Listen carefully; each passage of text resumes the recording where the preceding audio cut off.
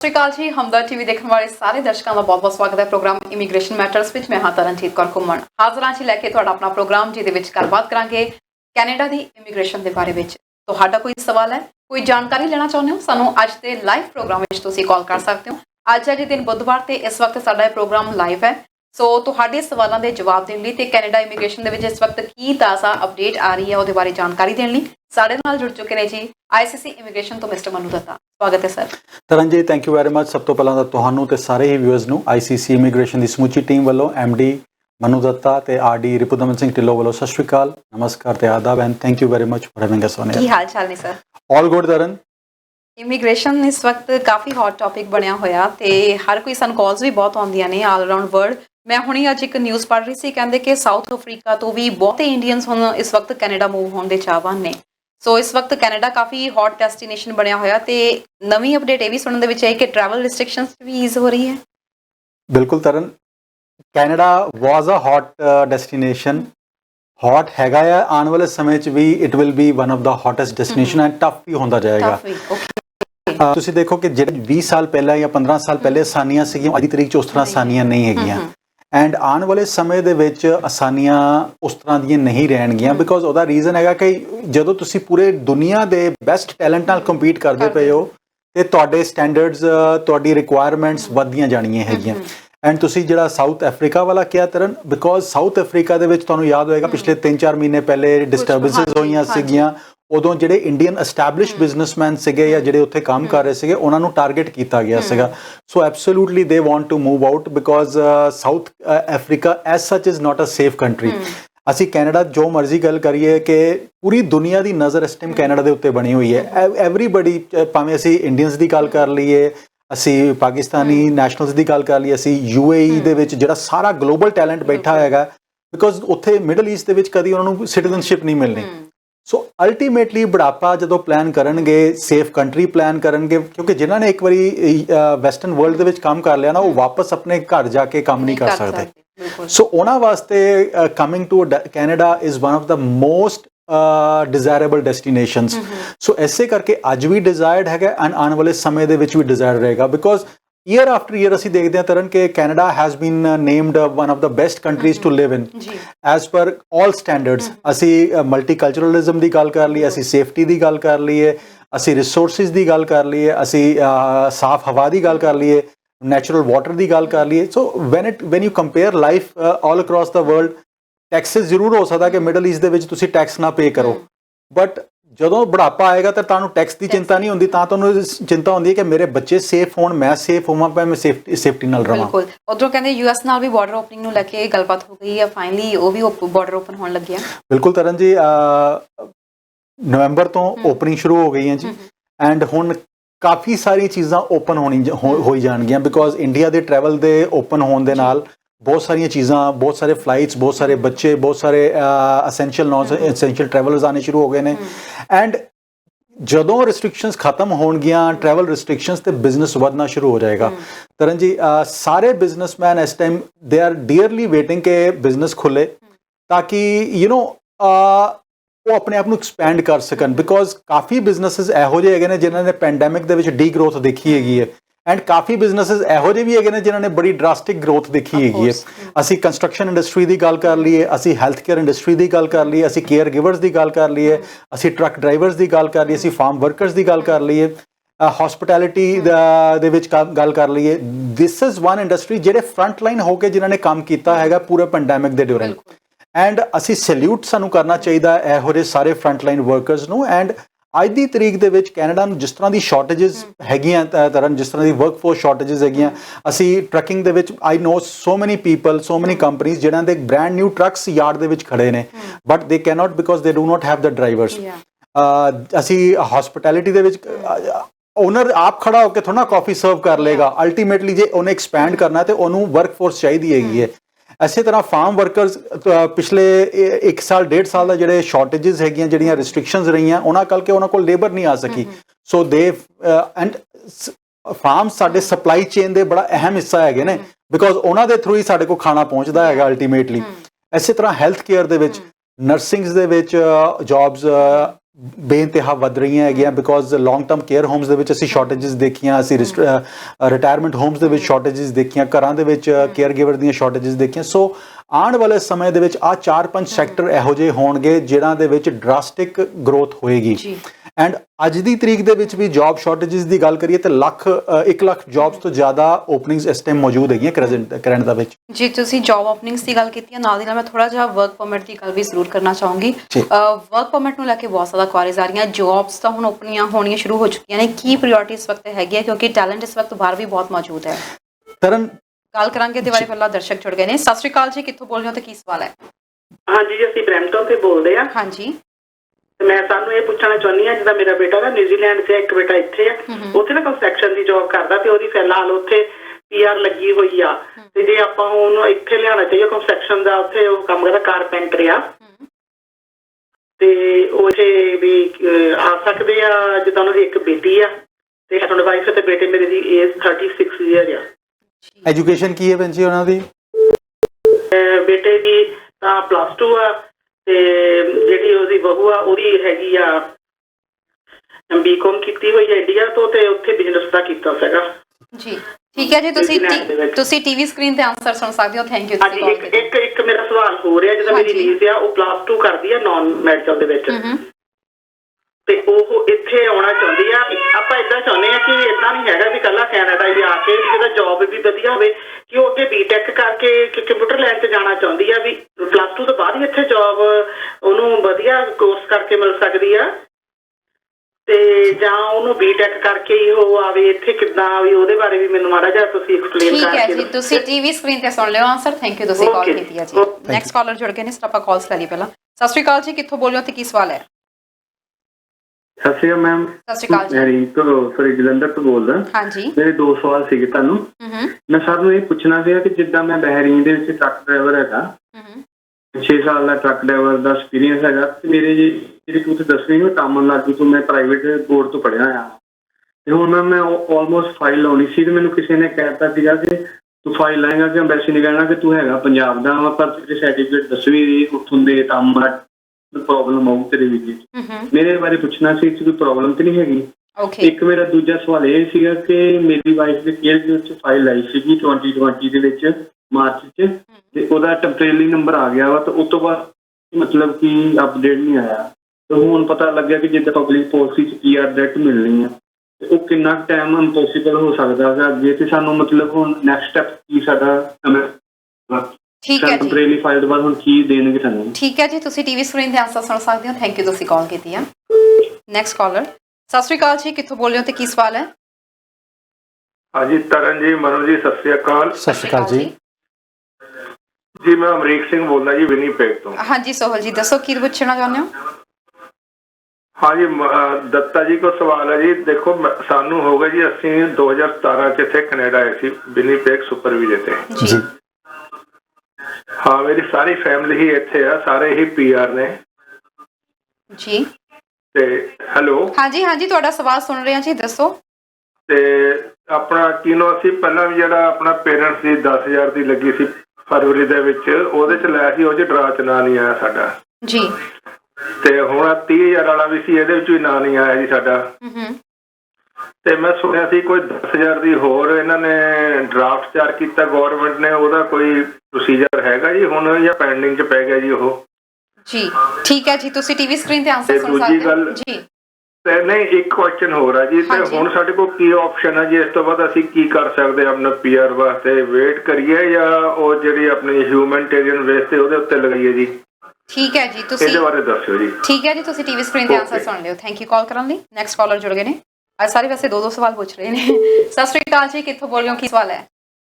ਹਾਂਜੀ ਮੈਮ, ਸਤਿ ਸ਼੍ਰੀ ਅਕਾਲ ਜੀ। ਸਤਿ ਸ਼੍ਰੀ ਅਕਾਲ ਜੀ। ਸਤਿ ਸ਼੍ਰੀ ਅਕਾਲ ਜੀ। ਸਤਿ ਸ਼੍ਰੀ ਅਕਾਲ ਜੀ। ਹਾਂਜੀ, ਮੈਂ ਸਰੀ ਤੋਂ ਬੋਲ ਰਹੀ ਹਾਂ। ਮੇਰਾ ਇਹ ਕੁਐਸਚਨ ਸੀਗਾ ਕਿ ਮੈਂ ਇੱਥੇ ਰਿਲੀਜੀਅਸ ਵਰਕ 'ਚ ਕੰਮ ਕਰਦੀ ਹਾਂ, ਤੇ ਮੇਰੇ ਆਲਮੋਸਟ 2 ਸਾਲ ਹੋ ਚੱਲੇ ਆ, ਤੇ ਮੇਰੀ ਕੈਨੇਡੀਅਨ ਐਕਸਪੀਰੀਅੰਸ ਕਲਾਸ ਫਾਈਲ ਲੱਗੀ ਹੋਈ ਹੈ। ਜੁਲਾਈ ਮੰਥ ਸੀ, ਤੇ ਮੈਂ ਆਪਣੇ ਹਸਬੈਂਡ ਦਾ ਓਪਨ ਪਰਮਿਟ ਵੀ ਲਾਇਆ ਹੋਇਆ ਸੀਗਾ, ਸਾਲ ਹੋ ਗਿਆ ਸੀ, ਬਟ ਉਹਨਾਂ ਨੇ ਰਿਫਿਊਜ਼ ਕਰਤਾ ਕਿ ਕੁਝ ਫਾਈਨੈਂਸ਼ੀਅਲ ਏਸਟਸ ਕਰਕੇ, ਤੇ ਨਾਲੇ ਕਹਿਤਾ ਕਿ ਮੈਂ ਬੈਕ ਨਹੀਂ ਜਾਣਾ। ਤਾਂ ਐਕਚੁਅਲੀ ਮੇਰਾ 10 ਸਾਲ ਦਾ ਬੇਟਾ ਵੀ ਹੈ ਇੰਡੀਆ, ਤੇ ਸਾਡਾ ਰਿਲੇਸ਼ਨ ਦਾ ਵੀ ਕੋਈ ਨਹੀਂ ਹੈਗਾ। ਤਾਂ ਮੈਂ ਪੁੱਛਣਾ ਚਾਹੁੰਦੀ ਸੀ ਕਿ ਉਹਦਾ ਪੀਆਰ ਫਾਈਲ ਤੇ ਕੋਈ ਇਫੈਕਟ ਤਾਂ ਨਹੀਂ ਹੈਗਾ ਜਾਂ ਕਿੱਦਾਂ? ਜੀ ਠੀਕ ਹੈ ਜੀ, ਤੁਸੀਂ ਟੀਵੀ ਸਕਰੀਨ ਤੇ ਆਨਸਰ ਸੁਣ ਸਕਦੇ ਹੋ। ਥੈਂਕ ਯੂ, ਤੁਸੀਂ ਕਾਲ ਕੀਤੀ ਹੈ। Okay, thank you Thank ma'am. ਜੀ ਨੈਕਸਟ ਕਾਲਰ ਜੁੜ ਗਏ ਨੇ, ਸੋ ਮਾਫੀ ਚਾਹਾਂਗੇ, ਫੋਨ ਡਿਸਕਨੈਕਟ ਹੋ ਗਿਆ। ਤੁਸੀਂ ਦੁਬਾਰਾ ਕਾਲ ਕਰ ਸਕਦੇ ਹੋ। ਪਹਿਲਾਂ ਜਿਨ੍ਹਾਂ ਦੀ ਕਾਲ ਆਈ ਸੀ ਨਿਊਜ਼ੀਲੈਂਡ ਬੇਟਾ ਆ ਤੇ ਉਹਦੇ ਲਈ ਕਹਿ ਰਹੇ ਸੀ ਪੀਆਰ ਦੀ ਫਾਈਲ ਦਾ ਇੱਥੇ ਕੀ ਆਪਸ਼ਨ ਹੋ ਸਕਦੇ ਨੇ? ਓਕੇ, ਸਭ ਤੋਂ ਪਹਿਲਾਂ ਜੀ ਤੁਸੀਂ ਆਪਣਾ ਬੇਟੇ ਨੂੰ ਦੱਸਿਆ ਕਿ ਉਹ ਕਾਰਪੈਂਟਰ ਦੇ ਤੌਰ ਤੇ ਕੰਮ ਕਰ ਰਹੇ ਨੇ। ਤਰਨ, ਇਸ ਵਾਰੀ ਨੋਵਾ ਸਕੋਸ਼ੀਆ ਨੇ ਪੀਐਨਪੀ ਦੇ ਵਿੱਚ ਕਾਰਪੈਂਟਰਸ ਪਿਕ ਕੀਤੇ ਨੇ।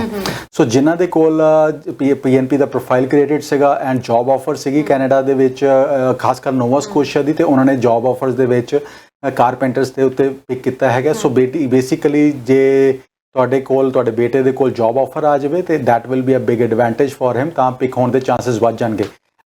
ਤਰਨ, ਪੀਐਨਪੀ ਪ੍ਰੋਗਰਾਮਸ ਖਾਸ ਕਰ ਨੋਵਾ ਸਕੋਸ਼ੀਆ ਦੇ ਜਾਂ ਐਟਲਾਂਟਿਕ ਦੇ ਇਹੋ ਜਿਹੇ ਹੈਗੇ ਨੇ ਜਿੱਥੇ ਜੇ ਐਜੂਕੇਸ਼ਨ ਗ੍ਰੇਡ 12 ਵੀ ਹੈਗੀ ਹੈ ਐਂਡ ਬਟ ਤੁਸੀਂ ਉਹਨਾਂ ਇੰਪਲੋਇਰ ਦੇ ਕੋਲ ਆ ਕੇ ਕੰਮ ਕਰਦੇ ਹੋ ਉਹਨਾਂ ਦੇ ਟ੍ਰੇਡ ਦੇ ਵਿੱਚ, ਤੇ 1 ਸਾਲ ਦੇ ਐਕਸਪੀਰੀਅੰਸ ਦੇ ਬਾਅਦ ਬਿਕੋਜ਼ ਇੰਪਲੋਇਰ ਡੈਜ਼ਿਗਨੇਟਡ ਹੁੰਦੇ ਨੇ, ਉਹਨਾਂ ਦੀ ਜੇ ਕੁਆਲੀਫਾਈਡ ਹੈਗੇ ਨੇ ਤੇ ਉਹ ਪੀਆਰ ਵਾਸਤੇ ਤੁਹਾਨੂੰ ਐਲੀਜੀਬਲ ਕਰਾ ਸਕਦੇ ਨੇ। ਸੋ 5 ਬੈਂਡ ਦੇ ਨਾਲ ਐਂਡ ਗ੍ਰੇਡ 12 ਦੇ ਨਾਲ ਤੁਹਾਡੀ ਪੀਆਰ ਪੋਸੀਬਲ ਹੈਗੀ ਹੈ ਜੀ ਨੋਵਾ ਸਕੋਸ਼ੀਆ ਦੇ ਵਿੱਚ। ਸੋ ਉਹ that wood have been N added advantage ਜੇ ਤੁਹਾਡਾ ਬੇਟਾ ਉਸ ਪ੍ਰੋਵਿੰਸ ਦੇ ਵਿੱਚ ਜਾਵੇ। ਬਾਕੀ ਤੁਹਾਡੇ ਵਾਸਤੇ ਇਹੀ ਸੁਜੈਸ਼ਨ ਹੈਗਾ ਜੀ, ਤੁਸੀਂ ਆਪਣੇ ਡਾਟਰ ਇਨ ਲਾਅ ਦਾ ਤੇ ਆਪਣੇ ਬੇਟੇ ਦਾ CV ਸਾਡੇ ਨਾਲ ਸ਼ੇਅਰ ਕਰ ਦਿਓ ਹੇਠ ਲਿਖੇ ਈਮੇਲ ਆਈਡੀ ਤੇ, and I will review it and get back to you on that. ਬਿਲਕੁਲ ਜੀ। ਤੇ ਇਹਨਾਂ ਦਾ ਦੂਸਰਾ ਸਵਾਲ ਸੀ ਜਿਹੜਾ ਉਹਨਾਂ ਨੇ ਪੁੱਛਿਆ ਸੀ ਕਿ ਉਹਨਾਂ ਦੀ ਨੀਸ ਹੈ +2 ਨਾਨ ਮੈਡੀਕਲ ਚ ਕੀਤੀ ਆ, ਬੀਟੈਕ ਇੱਥੇ ਆ ਕੇ ਕਰੇਗੀ ਤਾਂ ਜ਼ਿਆਦਾ ਬੈਟਰ ਜੌਬ ਮਿਲੇਗੀ ਜਾਂ ਉਸ ਦੇ ਬਿਹਾਫ ਤੇ ਮਿਲ ਸਕਦੀ ਹੈ? ਬਿਲਕੁਲ ਜੀ, ਜੇ ਆ ਕੇ ਇੱਥੇ ਆ ਕੇ ਕੋਈ ਬੈਚਲਰਸ ਕਰਦੇ ਨੇ that is much better because Canadian university ਤੋਂ ਬੈਚਲਰਸ ਕਰਨ ਤੋਂ ਬਾਅਦ ਉਹਦੀਆਂ ਆਪਸ਼ਨਸ ਬਹੁਤ ਸਾਰੀਆਂ ਖੁੱਲ ਜਾਣਗੀਆਂ। ਐਂਡ ਜਦੋਂ ਗ੍ਰੇਡ 12 ਤੋਂ ਬਾਅਦ ਆ ਕੇ ਬੱਚਾ 2 ਸਾਲ ਦੀ ਪੜ੍ਹਾਈ ਕਰਦਾ ਆ, ਕਾਲਜ ਦੇ ਵਿੱਚ ਆ ਕੇ ਪੜ੍ਹਦਾ ਆ, ਉਹ ਡਿਪਲੋਮਾ ਕੰਸੀਡਰ ਕਰਦੇ ਆ, ਸਰਟੀਫਿਕੇਟ ਪ੍ਰੋਗਰਾਮਸ ਕੰਸੀਡਰ ਕਰਦੇ ਆ, ਤੇ ਉਹਦੇ ਵਿੱਚ ਹੁਣ ਜਿਹੜੇ ਸਾਰੇ ਗ੍ਰੇਡ 12 ਵਾਲੇ ਬੱਚੇ ਸੀਗੇ ਉਹ ਇਸ ਕਰਕੇ ਪੀਆਰ ਹੋ ਗਏ ਕਿਉਂਕਿ ਉਹਨਾਂ ਨੂੰ ਜੌਬ ਆਫਰ ਦੀ ਵੀ ਲੋੜ ਨਹੀਂ ਪਈ because PR to PR application ਸੀਗੀਆਂ, ਨਾਲੇ ਸਕੋਰ ਜਿਹੜਾ ਸੀਗਾ ਉਹ ਬੜਾ ਡ੍ਰੌਪ ਕਰ ਗਿਆ ਸੀਗਾ। ਬਟ ਜੇ ਆਈਡਲ ਸਰਕਮਸਟੈਂਸਿਸ ਦੇ ਵਿੱਚ ਦੇਖੀਏ, ਰੈਗੂਲਰ ਜੇ ਮਾਹੌਲ ਚੱਲਦਾ ਰਹੇ, ਪੈਂਡੈਮਿਕ ਨਾ ਹੁੰਦਾ, ਤੇ ਉਹਨਾਂ ਬੱਚਿਆਂ ਦਾ ਗ੍ਰੇਡ 12 ਵਾਲਿਆਂ ਦੀ ਪੀਆਰ ਮੁਸ਼ਕਲ ਹੋ ਜਾਣੀ ਸੀਗੀ। ਐਂਡ ਇਸੇ ਵਾਸਤੇ ਪੀਐਨਪੀ ਪ੍ਰੋਗਰਾਮਸ ਦੇ ਵਿੱਚ ਉਹ ਬੱਚੇ ਕੁਆਲੀਫਾਈ ਕਰਦੇ ਨੇ ਡਿਫਰੈਂਟ ਪ੍ਰੋਵਿੰਸਿਸ ਦੇ ਵਿੱਚ ਜਾ ਕੇ। ਸੋ ਜੇ ਉਹ ਬੱਚੇ ਇੱਥੇ ਆ ਕੇ ਗ੍ਰੈਜੂਏਸ਼ਨ ਕਰਦਾ ਆ ਦੈਟ ਇਜ਼ ਮੱਚ ਬੈਟਰ ਕਿਉਂਕਿ ਉਹਦੇ ਐਜੂਕੇਸ਼ਨ ਦੇ ਪੁਆਇੰਟਸ ਵੱਧ ਜਾਣਗੇ ਐਂਡ ਉਹਦੀਆਂ ਆਪਸ਼ਨਸ ਹੋਰ ਕਲੀਅਰ ਹੋ ਜਾਣਗੀਆਂ। ਜੌਬ ਓਪਰਚੁਨਿਟੀ ਜੌਬ ਮਾਰਕੀਟ ਦੇ ਵਿੱਚ ਵੀ ਉਹਦੇ ਵਾਸਤੇ ਆਪਸ਼ਨਸ ਬੈਟਰ ਹੋ ਜਾਣਗੀਆਂ। ਬਿਲਕੁਲ। ਨੈਕਸਟ ਸੀ ਜਲੰਧਰ ਤੋਂ ਕਾਲ ਸੀ, ਉਹ ਕਹਿ ਰਹੇ ਨੇ ਕਿ ਬਹਿਰੀਨ 'ਚ ਉਹਨਾਂ ਨੇ ਟਰੱਕ ਡਰਾਈਵਰ ਦਾ ਐਕਸਪੀਰੀਅੰਸ ਲਿਆ ਹੋਇਆ 6 ਸਾਲ ਦਾ।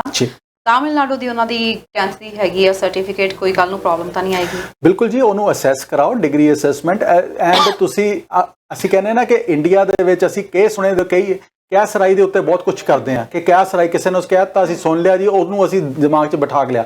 ਤੁਸੀਂ ਆਪਣੀ ਵੈਸ ਕਰਾਓ ਐਂਡ ਡਜ਼ ਨਾਟ ਮੈਟਰ ਤੁਸੀਂ ਜਿੱਥੋਂ ਮਰਜ਼ੀ ਗ੍ਰੈਜੂਏਸ਼ਨ ਕੀਤੀ ਹੋਵੇ, ਦੱਸੋਂ ਮਰਜ਼ੀ 12ਵੀਂ ਕੀਤੀ ਹੋਵੇ, 10ਵੀਂ ਕੀਤੀ ਹੋਵੇ, ਸਕੂਲ ਓਪਨ ਬੋਰਡ ਤੋਂ ਕੀਤੀ ਹੈ ਤੇ ਜਿੱਥੋਂ ਮਰਜ਼ੀ ਹੋ ਸਕਦੀ ਹੈ। ਡਜ਼ ਨਾਟ ਮੈਟਰ ਕਿ ਪੰਜਾਬ ਰੈਜ਼ੀਡੈਂਟ ਤਾਮਿਲਨਾਡੂ ਤੋਂ ਨਹੀਂ ਕਰ ਸਕਦਾ। ਆਪਣੀ ਡਿਗਰੀ ਅਸੈਸਮੈਂਟਸ ਕਰਾਓ and you should B okay. Next ਇਹਨਾਂ ਦਾ ਸਵਾਲ ਸੀ ਕਿ ਵਾਈਫ ਦੀ ਕੇਅਰ ਗਿਵਰ ਦੀ ਫਾਈਲ ਲੱਗੀ ਹੈ 2020 ਮਾਰਚ ਵਿੱਚ, ਟੈਂਪਰੇਰੀ ਨੰਬਰ ਆ ਗਿਆ ਤੇ ਉਸ ਤੋਂ ਬਾਅਦ ਕੋਈ ਅਪਡੇਟ ਨਹੀਂ ਹੈ। ਅਸੀਂ ਕੇਅਰ ਗਿਵਰ ਦੇ ਤਕਰੀਬਨ ਹਰ ਪ੍ਰੋਗਰਾਮ ਦੇ ਵਿੱਚ ਕੋਈ ਨਾ ਕੋਈ ਅਪਡੇਟਸ ਇਸ ਤਰ੍ਹਾਂ ਦੀ ਜ਼ਰੂਰ ਸ਼ੇਅਰ ਕਰਦੇ ਹਾਂ। ਦਸੰਬਰ ਤੱਕ 5000 ਐਪਲੀਕੇਸ਼ਨਸ ਦੇ ਉੱਤੇ ਡਿਸੀਜਨ ਆਣਾ ਹੈਗਾ ਜੀ 2019 ਦੀਆਂ ਫਾਈਲਸ ਦੇ ਉੱਤੇ। ਸੋ ਜਿੰਨੇ ਵੀ ਦੋਸਤ ਐਪਲੀਕੇਸ਼ਨ ਲਗਾ ਕੇ ਬੈਠੇ ਨੇ, ਇਨਫੋਰਮੇਸ਼ਨ ਲੈਣਾ ਚਾਹੁੰਦੇ ਨੇ, ਤੇ ਬੈਸਟ ਇਨਫੋਰਮੇਸ਼ਨ ਹੈਗੀ ਹੈ wait and watch, be patient, patience ਰੱਖੋ ਐਂਡ ਤੁਹਾਡੀ ਐਪਲੀਕੇਸ਼ਨ ਪਿਕ ਹੋਏਗੀ। ਸੋ ਇਸ ਟਾਈਮ ਤੇ ਰਿਵਾਈਵਲ ਸ਼ੁਰੂ ਹੋ ਗਿਆ, ਫਾਈਲਸ ਤੇ ਕੰਮ ਹੋਣਾ ਸ਼ੁਰੂ ਹੋ ਗਿਆ ਐਂਡ ਕਾਫੀ ਸਪੀਡ ਦੇ ਨਾਲ ਕੰਮ ਹੋ ਰਿਹਾ ਇਸ ਟਾਈਮ ਤੇ।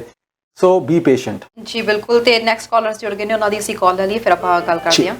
ਸਤਿ ਸ਼੍ਰੀ ਅਕਾਲ ਜੀ, ਕਿੱਥੋਂ ਬੋਲ ਰਹੇ ਹੋ, ਕੀ ਕਹਿਣਾ ਚਾਹੁੰਦੇ ਹੋ? ਸਤਿ ਸ਼੍ਰੀ ਅਕਾਲ ਜੀ, ਜਗਦੀਪ ਸਿੰਘ ਵਿਨੀਪੈਗ ਤੋਂ ਬੋਲਦਾ ਜੀ। ਜੀ ਹਾਂ, ਉਹ ਪੇਰੈਂਟਸ ਦਾ ਸਾਡਾ 30,000 ਲਾਟਰੀ ਚ ਵੀ ਨਹੀਂ ਨਿਕਲਿਆ, ਤੇ ਹਿਊਮਨਟੇਰੀਅਨ ਐਂਡ ਕੰਪੈਸ਼ਨ ਗਰਾਊਂਡ ਤੇ ਕੀ ਐਕਸਪੈਂਸ ਹੈ ਤੇ ਕਿੰਨਾ ਟਾਈਮ ਲੱਗਦਾ ਉਹਦੇ ਤੇ? ਜੀ ਠੀਕ ਹੈ ਜੀ, ਤੁਸੀਂ ਟੀਵੀ ਸਕਰੀਨ ਤੇ ਆਨਸਰ ਸੁਣ ਸਕਦੇ ਹੋ। ਥੈਂਕ ਯੂ, ਤੁਸੀਂ ਕਾਲ ਕੀਤੀ ਹੈ। ਓਕੇ। ਨੈਕਸਟ ਕਾਲਰ, ਸਤਿ ਸ਼੍ਰੀ ਅਕਾਲ ਜੀ, ਕਿੱਥੋਂ ਬੋਲ ਰਹੇ ਹੋ ਤੇ ਕੀ ਸਵਾਲ ਹੈ? सर जी, मैं गुलाब बात कर रहा हूँ पाकिस्तान कराची से। जी सर। सर मैं इन्वेस्टर प्रोग्राम क्यूबिक विच मैंने अप्लाई किया थी। जी जी, आप गुलाब भाई उर्दू में बात करें, आप पंजाबी में बात ना करें, आप कराची वाले हैं। जी जी सर मैंने क्यूबिक में अप्लाई किया था जी। इन्वेस्टर प्रोग्राम में जी। 2015 में। ओके मेरा इंटरव्यू हो गया था 2016 में, जी और मैंने अप्रैल 2017 में मैंने इन्वेस्ट कर दी थी जो मेरी इन्वेस्टमेंट में जो जी। वो। जी तो मेरा केस ट्रांसफर हो गया था लंदन में। जी। तो अभी तक मुझे कोई इसकी वो रिप्लाई नहीं आ रही है, तो कब तक मेरा केस फाइनल होगा? क्या उसमें चल रहा है इन्वेस्टर प्रोग्राम में? 2017 से आपका केस लंदन में पड़ा है? जी सर, 2017 में अप्रैल में, और मैंने इन्वेस्टमेंट भी कर दी थी 1,80,000 जो उनकी रिक्वायरमेंट। ठीक है जी, आप आंसर ठीक है जी, आप टीवी स्क्रीन पर आंसर सुन लीजिए। थैंक यू, आपने कॉल किया प्रोग्राम में, शुक्रिया। नेक्स्ट कॉलर, सत श्री अकाल जी, कित्थों बोल रहे हो, की सवाल है? ਸਤਿ ਸ੍ਰੀ ਅਕਾਲ ਭਾਈ, ਅਸੀਂ ਅਲਬਰਟਾ ਤੋਂ ਬੋਲਦੇ ਹਾਂ। ਸਤਿ ਸ਼੍ਰੀ ਅਕਾਲ ਜੀ। ਹਾਂਜੀ, ਅਸੀਂ ਅਲਬਰਟਾ ਤੋਂ ਬੋਲਦੇ ਹਾਂ ਜੀ। ਨਾ ਸਾਡੀ ਨਾ ਪੀਆਰ ਖਤਮ ਹੋਣੀ ਸੀਗੀ ਮਈ ਦੇ ਵਿੱਚ, ਅਸੀਂ ਮਾਰਚ ਦੇ ਵਿੱਚ ਜਮ੍ਹਾਂ ਕਰਾਤੀ ਸੀਗੀ, ਤੇ ਜਮ੍ਹਾਂ ਕਰਾਈ ਹੋਈ ਅਜੇ ਪੀਆਰ ਆਈ ਨਹੀਂ। ਬਟ ਇਹ ਸੀਗਾ ਜੀ ਉਹਦੇ ਵਿੱਚ ਨਾ ਲਾਸਟ ਨੇਮ ਚੇਂਜ ਕੀਤਾ ਸੀਗਾ। ਜੀ ਹੈਲੋ, ਹਾਂਜੀ ਹਾਂਜੀ, ਸੁਣ ਰਹੇ ਹਾਂ ਜੀ। ਲਾਸਟ ਨੇਮ ਚੇਂਜ ਕੀਤਾ ਸੀਗਾ, ਤੇ ਉਹ ਮੇਰੀ ਤਾਂ ਪੀਆਰ ਲਾਸਟ ਨੇਮ ਚੇਂਜ ਨਹੀਂ ਸੀ ਕੀਤਾ, ਉਹ ਆ ਗਈ। ਤੇ ਮੇਰੇ ਘਰਦਿਆਂ ਦੀ ਲਾਸਟ ਨੇਮ ਚੇਂਜ ਕਰਿਆ ਸੀਗਾ, ਉਹ ਆਈ ਨਹੀਂ। ਲਾਸਟ ਨੇਮ ਜਿਹੜਾ ਚੇਂਜ ਕਰਿਆ ਸੀ ਉਹ ਰਜਿਸਟ੍ਰੇਸ਼ਨ ਵੀ ਇੱਥੇ ਕਰਾਤਾ, ਤੇ ਪਰ ਲੇਕਿਨ ਰਜਿਸਟਰੀ ਵਾਲੇ ਨੇ ਸਾਨੂੰ ਅਜੇ ਸਰਟੀਫਿਕੇਟ ਨਹੀਂ ਦਿੱਤਾ, ਤੇ ਪੀਆਰ ਸਾਡੀ ਪੈਂਡਿੰਗ ਚੱਲੀ ਜਾਂਦੀ ਆ। ਤੇ ਅਸੀਂ ਜੇ ਇੰਡੀਆ ਨੂੰ ਜਾਣਾ ਹੋਵੇ ਕਿੱਦਾਂ ਜਾ ਸਕਦੇ ਆ, ਉਹ ਦੱਸ ਦਿਓ। ਠੀਕ ਹੈ ਜੀ ਠੀਕ ਹੈ, ਤੁਸੀਂ ਟੀਵੀ ਸਕਰੀਨ ਤੇ ਆਂਸਰ ਸੁਣ ਸਕਦੇ ਹੋ। ਥੈਂਕ ਯੂ, ਤੁਸੀਂ ਕਾਲ ਕੀਤੀ ਆ। ਸਤਿ ਸ਼੍ਰੀ ਅਕਾਲ ਜੀ, ਕਿੱਥੋਂ ਬੋਲ ਰਹੇ ਹੋ, ਕੀ ਕਹਿਣਾ ਚਾਹੁੰਦੇ ਹੋ? ਹਾਂਜੀ ਹੈਲੋ, ਅਸੀਂ ਜੀ ਟੋਰਾਂਟੋ ਤੋਂ ਬੋਲ ਰਹੇ। ਸਤਿ ਸ਼੍ਰੀ ਅਕਾਲ ਜੀ। ਸਤਿ ਸ਼੍ਰੀ ਅਕਾਲ ਜੀ। ਮਾਨਸਨ। ਸਤਿ ਸ਼੍ਰੀ ਅਕਾਲ। ਹਾਂਜੀ, ਮਾਨਸਨ ਤੋਂ ਬੋਲ ਰਹੇ ਸੀ ਜੀ। ਤੇ ਅਸੀਂ ਪੁੱਛਣਾ ਸੀ, ਮੈਨੂੰ 2 ਸਾਲ 1 ਸਾਲ 9 ਮਹੀਨੇ ਅੰਤ ਹੋ ਗਏ ਮੈਨੂੰ ਸਿਟੀਜ਼ਨ ਅਪਲਾਈ ਕੀਤੇ ਨੂੰ ਜੀ। ਤੇ ਉਸ ਤੋਂ ਬਾਅਦ ਮੇਰਾ ਪੀਆਰ ਕਾਰਡ ਫੈਬਰੀ 'ਚ ਐਕਸਪਾਇਰ ਹੋ ਗਿਆ, ਐਂਡ ਮੇਰਾ ਇੰਡੀਅਨ ਪਾਸਪੋਰਟ ਵੀ ਹੈ, ਉਹ ਵੀ 21 ਨਵੰਬਰ ਤੱਕ ਐਕਸਪਾਇਰ ਹੋਣ ਵਾਲਾ। ਪਰ ਮੈਨੂੰ ਸਿਟੀਜ਼ਨ ਦਾ ਰਿਸਪਾਂਸ ਤਾਂ ਮਿਲਿਆ, ਤੇ ਆ ਨਹੀਂ ਸਾਨੂੰ ਸਿਟੀਜ਼ਨ ਆਪਣਾ ਇੰਡੀਆ ਦਾ ਪਾਸਪੋਰਟ ਬਣਵਾਉਣਾ ਪਏਗਾ। ਜੀ ਤੁਸੀਂ ਟੀਵੀ ਸਕਰੀਨ ਤੇ ਆਂਸਰ ਸੁਣ ਸਕਦੇ ਹੋ ਜੀ। ਥੈਂਕ ਯੂ, ਤੁਸੀਂ ਕਾਲ ਕੀਤੀ ਹੈ ਪ੍ਰੋਗਰਾਮ ਦੇ ਵਿੱਚ, ਤੇ ਕਾਲ ਲੈ ਰਹੇ ਹਾਂ। ਇਸ ਤੋਂ ਬਾਅਦ ਕੁਝ ਸਮੇਂ ਲਈ ਕਾਲਸ ਹੋਲਡ ਕਰਾਂਗੇ ਅਸੀਂ। ਸਤਿ ਸ਼੍ਰੀ ਅਕਾਲ ਜੀ, ਕਿੱਥੋਂ ਬੋਲ ਰਹੇ ਹੋ ਤੇ ਕੀ ਸਵਾਲ ਹੈ? ਸਤਿ ਸ਼੍ਰੀ ਅਕਾਲ ਜੀ, ਮੈਂ ਸਰੀ ਤੋਂ ਬੁਲਾਉਂਦੇ ਹਾਂ। ਹਾਂਜੀ। ਐਕਚੁਅਲੀ ਮੇਰੀ ਵਾਈਫ ਦਾ ਵਰਕ ਪਰਮਿਟ ਅਪਲਾਈ ਕੀਤਾ ਸੀ, ਵਰਕ ਪਰਮਿਟ ਦਾ ਆ ਗਿਆ, ਉੱਤੇ ਮਤਲਬ ਡੇਟ ਆਫ ਬਰਥ ਉਹਨਾਂ ਦੀ ਗਲਤ ਆਈ ਆ ਜੀ। ਤੇ ਮੈਂ ਆਪਣਾ ਵਰਕ ਪਰਮਿਟ ਅਪਲਾਈ ਕਰਤਾ ਸੀ, ਤੇ ਹੁਣ ਮਤਲਬ ਜਿੰਨਾ ਸਹੀ ਕਰਵਾਉਣਾ ਤੇ ਹੁਣ ਕਰਵਾ ਸਕਦੇ ਕੋਈ ਮੇਰੇ ਤੇ ਜਿਹੜਾ ਅਪਲਾਈ ਕੀਤਾ ਤੇ ਇਫੈਕਟ ਤੇ ਨਹੀਂ ਕੋਈ ਪਊਗਾ? ਜੀ ਠੀਕ ਹੈ ਜੀ, ਤੁਸੀਂ ਟੀਵੀ ਸਕਰੀਨ ਤੇ ਆਂਸਰ ਸੁਣ ਸਕਦੇ ਹੋ। ਥੈਂਕ ਯੂ, ਤੁਸੀਂ ਕਾਲ। ਇਹਨਾਂ ਦਾ ਇੱਕ ਸਵਾਲ ਹੋਰ ਸੀ ਜੀ। ਮੇਰਾ ਬ੍ਰਦਰ ਮਤਲਬ ਸਿੰਗਾਪੁਰ ਚ ਇਲੈਕਟ੍ਰੀਸ਼ੀਅਨ, ਉਹਨਾਂ ਦਾ 4 ਈਅਰ ਦਾ ਐਕਸਪੀਰੀਅੰਸ ਆ, ਤੇ ਇਸੇ ਫੀਲਡ ਚ ਉਹਨਾਂ 1 ਸਾਲ ਦਾ ਉੱਥੇ ਸਿੰਗਾਪੁਰ 1 ਸਾਲ ਦਾ ਮਤਲਬ ਕੋਰਸ ਕੀਤਾ ਆ, ਤੇ ਬਾਕੀ ਪਿਛਲੇ ਸਾਲ ਉਹ ਮਤਲਬ ਕੋਵਿਡ ਕਰਕੇ ਇੱਥੇ ਇੰਡੀਆ ਆਏ ਤੇ ਹੁਣ ਇੰਡੀਆ ਹੀ ਫਸੇ ਆ, ਸਿੰਗਾਪੁਰ ਵਾਪਸ ਨਹੀਂ ਜਾ ਸਕੇ। ਤੇ ਉਹਨਾਂ ਨੂੰ ਮੈਂ ਇੱਧਰ ਮਤਲਬ ਆਖਿਆ ਸੀ ਵੀ ਆਨਲਾਈਨ ਕੋਈ ਜੌਬ ਸਰਚ ਕਰੋ, ਤੇ ਮਤਲਬ ਜੌਬ ਕੋਈ ਮਿਲੀ ਨਹੀਂ, ਤੇ ਕੋਈ ਸਾਈਡ ਹੋ ਸਕਦੀ ਜਿੱਥੇ ਆਪਾਂ ਅਪਲਾਈ ਕਰਨਾ ਹੋਵੇ, ਜਾਂ ਕਿਹੜੀ ਪ੍ਰੋਵਿੰਸ ਆ ਵੀ ਜਿੱਥੇ ਆਪਾਂ ਅਪਲਾਈ ਕਰਨ ਜੀ। ਠੀਕ ਬੈਨੀਫਿਟ ਹੋਵੇ। ਸਰ ਕੁਝ ਪੁੱਛਣਾ ਤੁਸੀਂ ਆਂਸਰ? ਠੀਕ ਹੈ ਜੀ, ਤੁਸੀਂ ਟੀਵੀ ਸਕਰੀਨ ਤੇ ਆਂਸਰ ਸੁਣ ਸਕਦੇ ਹੋ। ਥੈਂਕ ਯੂ, ਤੁਸੀਂ ਕਾਲ ਕੀਤੀ ਆ। ਮਿਸਟਰ ਸੋਹਲ ਦੀ ਕਾਲ ਆਈ ਸੀ, ਤੇ ਵਿਨੀਪੈਗ ਵਾਲਿਆਂ ਦੇ ਵੀ ਦੋਵਾਂ ਦੀ ਸੇਮ ਕੁਐਸਚਨ ਨੇ ਕਿ ਜਿਨ੍ਹਾਂ ਦੇ ਪੇਰੈਂਟਸ ਵਾਲੇ ਪ੍ਰੋਗਰਾਮ ਦੇ ਵਿੱਚ ਨਾਮ ਨਹੀਂ ਆਇਆ ਡਰਾਅ ਦੇ ਵਿੱਚ, HNC ਦੇ ਬਾਰੇ ਵਿੱਚ ਜਾਣਨਾ ਚਾਹੁੰਦੇ ਨੇ ਕੀ ਸਿਸਟਮ ਹੈਗਾ ਆ। ਓਕੇ ਜੀ, ਪਹਿਲੀ ਗੱਲ ਤਾਂ 10,000 ਦੇ ਵਿੱਚ ਵੀ ਨਹੀਂ ਆਇਆ, 30,000 ਦੇ ਵਿੱਚ ਵੀ ਨਹੀਂ ਆਇਆ। ਸੋ ਐਂਡ ਇੱਕ ਚੀਜ਼ ਜ਼ਰੂਰ ਕਹੂੰਗਾ ਜੀ, ਕਾਫੀ ਸਾਰੇ ਇਨਵੀਟੇਸ਼ਨਸ ਇਹੋ ਜਿਹੇ ਐਪਲੀਕੈਂਟਸ ਨੂੰ ਗਏ ਹੋਏ ਨੇ ਜਿਹੜੇ ਕੁਆਲੀਫਾਈ ਨਹੀਂ ਕਰਦੇ। ਜਿਹੜੀ ਤੁਸੀਂ ਗੱਲ ਕੀਤੀ ਸੀ ਕਿ 10,000 ਨੂੰ ਹੋਰ ਇਨਵੀਟੇਸ਼ਨ ਆਉਣ ਦੀ ਉਮੀਦ ਹੈਗੀ ਹੈ, ਕੋਈ ਪੇਪਰ ਵਰਕ ਚੱਲ ਰਿਹਾ ਜੀ, ਦੇਰ ਇਜ਼ ਨੋ ਡਾਕੂਮੈਂਟੇਸ਼ਨ, ਕੋਈ ਅਪਡੇਟ ਐਸ ਸੱਚ ਨਹੀਂ ਹੈਗੀ। ਬਟ ਯੈਸ, ਜਦੋਂ ਐਪਲੀਕੇਸ਼ਨਸ ਨੂੰ 60 ਦਿਨ ਦਾ ਟਾਈਮ ਦਿੱਤਾ ਜਾਂਦਾ, ਜੇ ਐਪਲੀਕੇਸ਼ਨਸ ਨਹੀਂ ਵਾਪਸ ਆਉਂਦੀਆਂ ਤੇ ਐਬਸੋਲੂਟਲੀ ਹੋਰ ਡਰਾਜ਼ ਕੱਟ ਕੇ ਉਹਨਾਂ ਨੂੰ ਐਪਲੀਕੇਸ਼ਨਸ ਦਿੱਤੀਆਂ ਜਾਂਦੀਆਂ, ਉਹਨਾਂ ਨੂੰ ਇਨਵੀਟੇਸ਼ਨਸ ਦਿੱਤਾ ਜਾਂਦਾ ਹੈਗਾ। ਸੋ ਬਟ 2 ਮਹੀਨਿਆਂ ਤੋਂ ਬਾਅਦ ਹੋ ਸਕਦਾ ਹੈ ਕਿ ਜਨਵਰੀ ਦੇ ਵਿੱਚ ਗਵਰਨਮੈਂਟ ਵੇਟ ਕਰ ਲਵੇ ਤੇ ਉੱਥੇ ਆਪਣਾ ਕੋਟਾ ਇੰਪਰੂਵ ਕਰ ਲਵੇ ਅਗਲੇ ਸਾਲ ਵਾਸਤੇ। It is only wait and watch. And HNC ਦੇ ਵਿੱਚ ਜਦੋਂ ਹਿਊਮੈਨਿਟੇਰੀਅਨ ਐਂਡ ਕੰਪੈਸ਼ਨੇਟ ਗਰਾਊਂਡ ਦੀ ਐਪਲੀਕੇਸ਼ਨ ਲਗਾਉਂਦੇ ਆ, ਤੇ ਆਫੀਸਰਸ ਦੇਖਦੇ ਨੇ ਕਿ ਕਿਹੜੇ ਕੰਪੈਲਿੰਗ ਸਰਕਮਸਟੈਂਸਿਸ ਹੈਗੀ ਹੈ ਜਿਹਦੇ ਤਹਿਤ ਤੁਹਾਨੂੰ ਵੀਜ਼ਾ ਗ੍ਰੈਂਟ ਕੀਤਾ ਜਾਣਾ ਚਾਹੀਦਾ ਹੈ। ਇੱਕ ਚੀਜ਼ ਯਾਦ ਰੱਖਿਓ, ਐਪਲੀਕੇਸ਼ਨ ਜ਼ਰੂਰ ਪਿਕ ਹੁੰਦੀਆਂ ਐਂਡ ਘੱਟੋ ਘੱਟ 15 ਤੋਂ 20 ਹਜ਼ਾਰ ਐਪਲੀਕੇਸ਼ਨ ਹਰ ਸਾਲ ਪਿਕ ਹੁੰਦੀਆਂ, ਬਟ ਜਿਹੜਾ ਸਕਸੈਸ ਰੇਟ ਹੈਗਾ ਇਹਨਾਂ ਐਪਲੀਕੇਸ਼ਨ ਦਾ ਉਹ 35 ਤੋਂ 40% ਦੇ ਵਿੱਚ ਹੈਗਾ, ਰਾਦਰ ਘੱਟ ਹੈਗਾ ਆ। ਬਟ ਜੇ ਕੰਪੈਲਿੰਗ ਸਰਕਮਸਟੈਂਸਿਸ ਹਨ, ਜੇ ਉਹਨੂੰ ਚੰਗੀ ਤਰ੍ਹਾਂ ਪ੍ਰੈਜ਼ੈਂਟ ਕੀਤਾ ਜਾਂਦਾ, ਐਬਸੋਲੂਟਲੀ ਐਪਲੀਕੇਸ਼ਨ ਪਿਕ ਹੋਣ ਦੇ ਚਾਂਸਸ ਹੈਗੇ। It's a 2 stage application. ਪਹਿਲੀ ਸਟੇਜ ਤੋਂ ਬਾਅਦ ਪਹਿਲੀ ਸਟੇਜ ਤਕਰੀਬਨ 6 ਤੋਂ 8 ਮਹੀਨੇ ਦਾ ਨਾਰਮਲ ਪ੍ਰੋਸੈਸਿੰਗ ਟਾਈਮ ਹੁੰਦਾ ਹੈ, ਅੱਜ ਦੀ ਤਰੀਕ ਦੇ ਵਿੱਚ ਉਹ ਵੀ ਡਿਲੇਡ ਚੱਲ ਰਿਹਾ।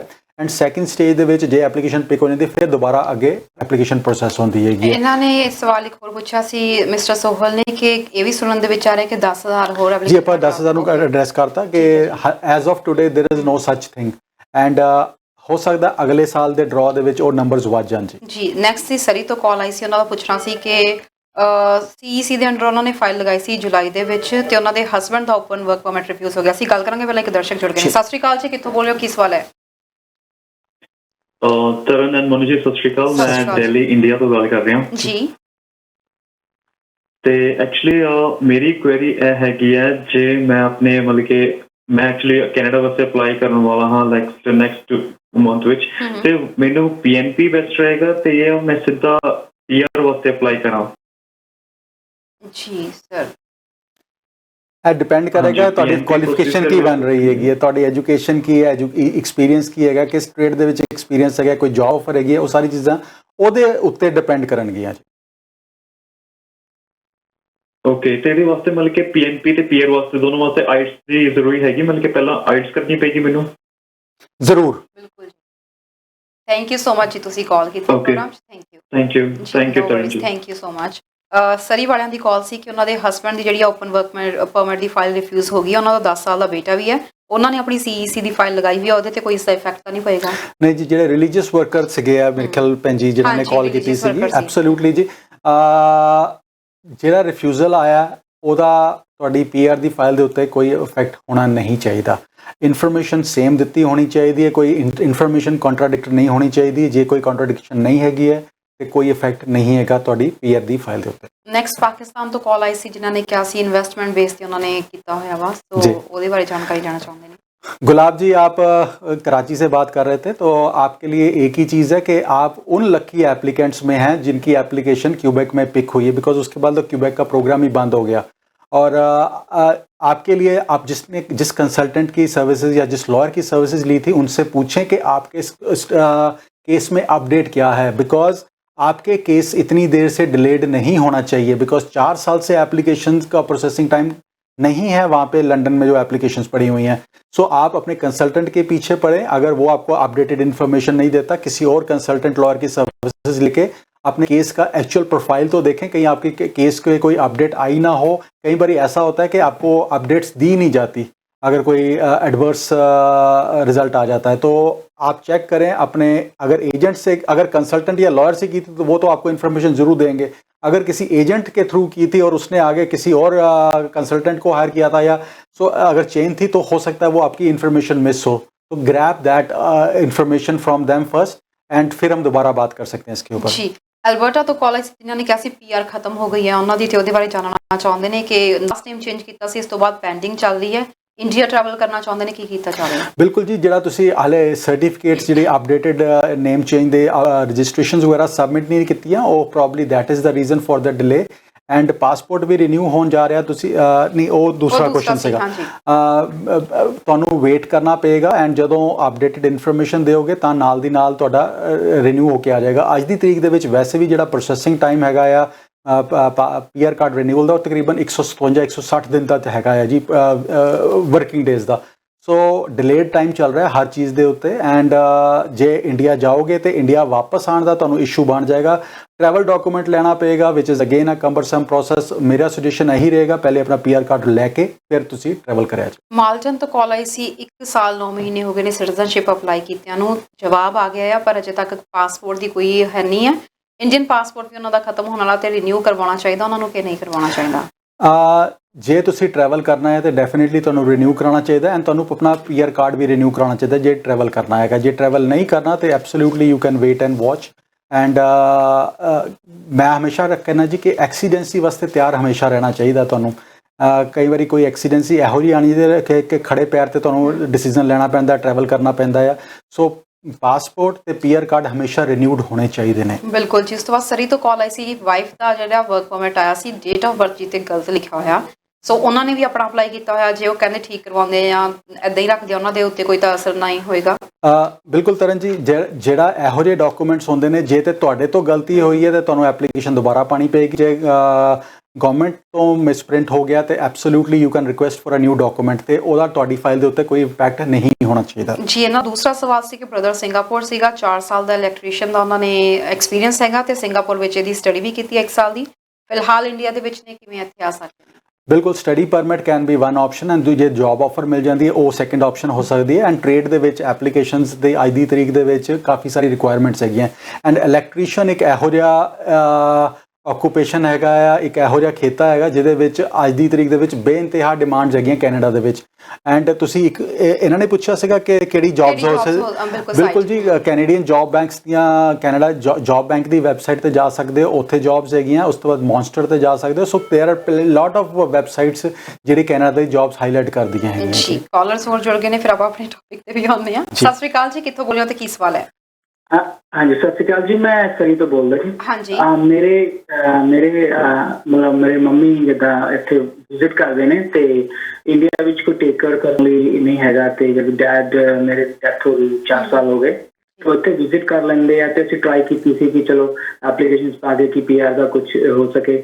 ਤੋ ਇੱਦਾਂ ਦਾ ਕੋਈ ਸਿਚੁਏਸ਼ਨ ਹੈਗੀ ਹੈ ਕਿ ਇਸ ਬੇਸ ਤੇ ਹੋ ਸਕੇ? ਹੁਣ ਵਾਇਰਸ ਵੀ ਅਤੇ ਜਾਣਾ ਸੇਫ ਨਹੀਂ ਹੈ ਤੇ ਇੱਥੇ ਪੀਆਰ ਹੋ ਜਾਵੇ ਇਸ ਬੇਸ ਤੇ ਕਿ ਉਹਨਾਂ ਦੀ ਕੋਈ ਕੇਅਰ ਕਰਨ ਨਹੀਂ ਹੈਗਾ ਉੱਥੇ ਇੰਡੀਆ ਵਿੱਚ। ਜੀ, ਤੁਸੀਂ ਟੀਵੀ ਸਕਰੀਨ ਤੇ ਆਨਸਰ ਸੁਣ ਸਕਦੇ ਹੋ ਜੀ। ਥੈਂਕ ਯੂ, ਤੁਸੀਂ ਕਾਲ ਕੀਤੀ ਹੈ ਪ੍ਰੋਗਰਾਮ ਦੇ ਵਿੱਚ। ਨੈਕਸਟ ਕਾਲਰ ਜੁੜ ਗਏ ਨੇ, ਅਸੀਂ ਉਹਨਾਂ ਦੀ ਵੀ ਕਾਲ ਲੈ ਲੈਂਦੇ ਹਾਂ। ਸੋ ਸਰਵਰ ਟੀਮ ਨੂੰ ਕਵਾਂਗੇ ਨਾਲ ਦੇ ਨਾਲ ਕਾਲਸ ਫਾਰਵਰਡ ਕੀਤੀਆਂ ਜਾਣ। ਸਤਿ ਸ਼੍ਰੀ ਅਕਾਲ ਜੀ, ਕਿੱਥੋਂ ਬੋਲ ਰਹੇ ਹੋ ਤੇ ਕੀ ਸਵਾਲ ਹੈ? ਹਾਂਜੀ, ਮੈਂ BC ਵੈਨਕੂਵਰ ਤੋਂ ਬੋਲਦਾ ਜੀ। ਹਾਂਜੀ।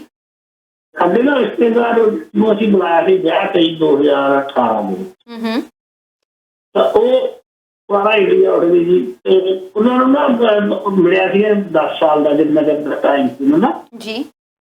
ਹਾਂਜੀ, ਤੇ ਉਹ ਕੀ ਹੋਇਆ ਜੀ, ਉਹਨੂੰ ਜਦੋਂ ਇੱਥੋਂ ਨਾ ਪਤਾ ਨਹੀਂ ਉਹਨਾਂ ਨੇ ਜਿਨ੍ਹਾਂ ਨੇ ਬੁਲਾਇਆ ਸੀ ਨਾ, ਉਹਨਾਂ ਨੇ ਕਰਕੇ ਵੀ ਅਸੀਂ ਉਹਨੂੰ ਸੱਦਣਾ ਨਹੀਂ ਚਾਹੁੰਦੇ, ਉਹ ਕੰਮ ਕਰਕੇ ਕੀ ਲੇਡੀਜ਼ ਹੈ, ਉਹ ਹੁਣ ਦੁਬਾਰਾ ਆ ਸਕਦੀ ਹੈ। ਅਸੀਂ ਦੁਬਾਰਾ ਕੁਝ ਕਰੀਏ ਤੇ ਨਹੀਂ, ਕੰਪਲੇਂਟ ਹੋਈ ਵੀ ਹੈ ਵੀ ਇੱਥੇ ਕੰਮ ਕਰਕੇ ਗਈ ਹੈ, ਇੱਥੇ ਦੀ ਪੈ ਜਿੱਦਾਂ ਇੱਕ ਲੋਕ ਗੱਲਾਂ ਲੈ ਕੇ ਕੰਪਲੇਂਟ ਉਹਨਾਂ ਨੇ ਫੜਿਆ ਸੀਗਾ, CBSA ਨੇ ਕੋਈ ਛਾਪੇ ਦੇ ਵਿੱਚ ਜਾਂ ਕੁਝ ਇਹੋ ਜਿਹੀ ਚੀਜ਼ ਹੈਗੀ ਕਿ ਕਿਸੇ ਨੇ ਕੰਪਲੇਂਟ ਕੀਤੀ ਹੈ?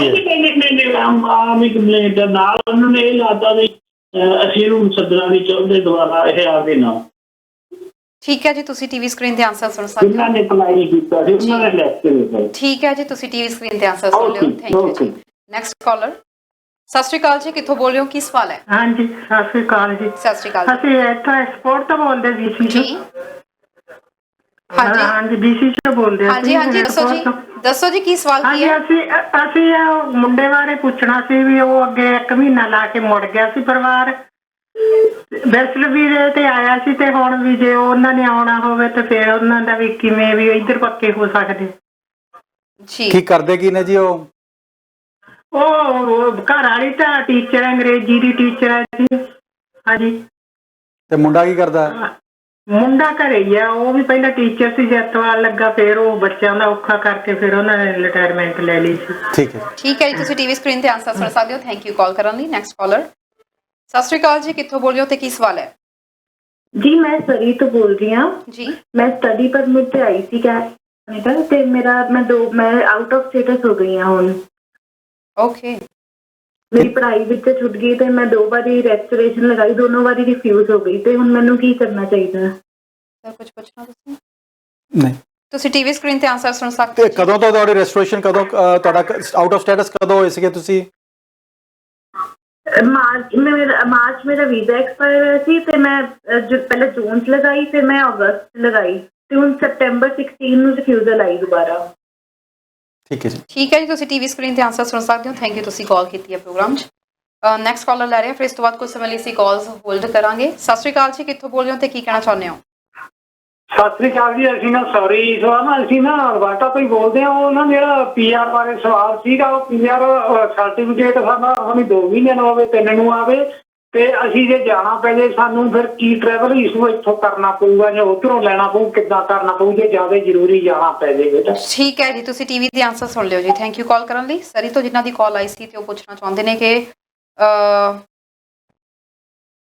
ਇੰਡੀਆ ਵਿਜ਼ਿਟ ਕਰਨਾ ਚਾਹੁੰਦੇ ਨੇ, ਉਹਨਾਂ ਦੀ ਸੌਰੀ ਮਦਰ ਹੈਗੀ ਆ ਇੰਡੀਆ ਦੇ ਵਿੱਚ, ਜਾ ਕੇ ਆਏ ਨੇ, ਇੱਥੇ ਵਿਜ਼ਟਰ ਵੀਜ਼ਾ ਤੇ ਨੇ, ਪਿੱਛੇ ਇੰਡੀਆ 'ਚ ਕੋਈ ਨਹੀਂ ਹੈਗਾ, ਇੱਥੇ ਕਿਵੇਂ PR ਹੋ ਸਕਦੇ ਨੇ?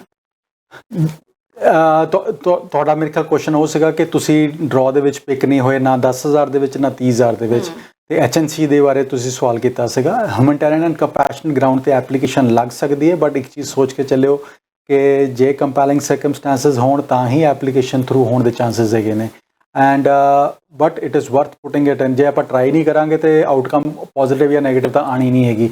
ਸੋ ਟਰਾਈ ਕਰਨਾ ਬਣਦਾ ਹੈ ਜੀ। ਤੁਸੀਂ absolutely you can put up your application and ਤੁਸੀਂ ਇਨਫੋਰਮੇਸ਼ਨ ਲੈਣਾ ਚਾਹੁੰਦੇ ਹੋ ਤੇ ਉਸ ਤੁਸੀਂ ਸਾਨੂੰ ਫਰਦਰ ਡਿਸਕਸ ਕਰਨਾ ਚਾਹੁੰਦੇ ਹੋ ਤਾਂ ਤੁਸੀਂ ਸਾਡੇ ਨਾਲ ਕੰਸਲਟੈਂਸੀ ਲੈ ਸਕਦੇ ਹੈਗੇ ਹੋ ਸਾਡੇ ਆਫਿਸ ਕਾਲ ਕਰਕੇ। ਬਿਲਕੁਲ ਜੀ। BC ਤੋਂ ਕਾਲ ਆਈ ਸੀ ਜਿਨ੍ਹਾਂ ਦੀ ਰਿਲੇਟਿਵ ਦੀ ਕੰਪਲੇਂਟ ਕਰ ਦਿੱਤੀ ਗਈ ਹੈ, ਪਰ 10 ਸਾਲ ਦਾ ਵੀਜ਼ਾ ਉਹਨਾਂ ਕੋਲ ਹੈਗਾ, ਵਾਪਸ ਆ ਸਕਦੇ ਆ ਕੈਨੇਡਾ?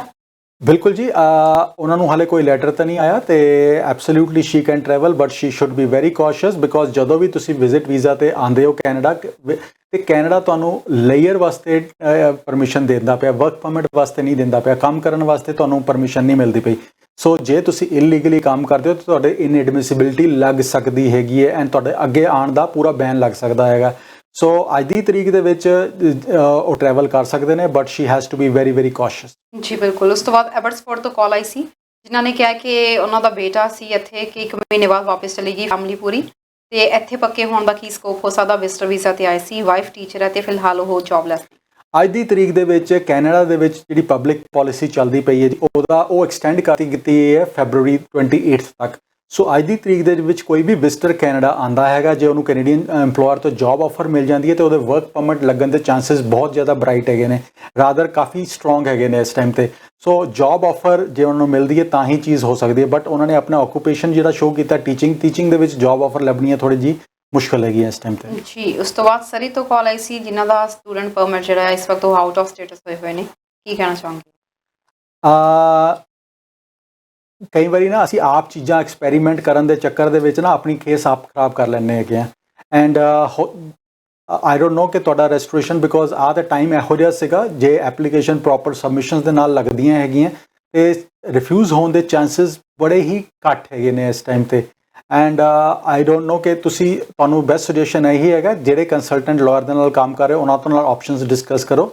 ਜੇ ਤੁਸੀਂ ਸਾਡੇ ਤੋਂ ਡਿਸਕਸ ਕਰਨਾ ਚਾਹੁੰਦੇ ਹੋ you will have to send me the complete file and ਅਸੀਂ ਤੁਹਾਡੇ ਨਾਲ 1-on-1 ਕੰਸਲਟੇਸ਼ਨ ਡਿਸਕਸ ਕਰਕੇ ਤੁਹਾਡੇ ਨਾਲ ਆਪਸ਼ਨਸ ਡਿਸਕਸ ਕਰ ਸਕਦੇ ਹਾਂ ਤੁਹਾਡੇ ਡਾਕੂਮੈਂਟਸ ਨੂੰ ਗੋ ਥਰੂ ਕਰਕੇ ਤੋਂ ਬਾਅਦ। ਬਿਲਕੁਲ। ਐਲਬਰਟਾ ਤੋਂ ਜਿਨ੍ਹਾਂ ਨੇ ਦੁਬਾਰਾ ਕਾਲ ਕੀਤੀ ਸੀ ਵੀ ਜੇ ਐਮਰਜੈਂਸੀ ਜਾਣਾ ਪਵੇ, ਸਰਟੀਫਿਕੇਟ ਅਜੇ ਨਹੀਂ ਆਉਂਦਾ ਤਾਂ ਕਿਵੇਂ ਪੰਜਾਬ ਜਾ ਸਕਦੇ?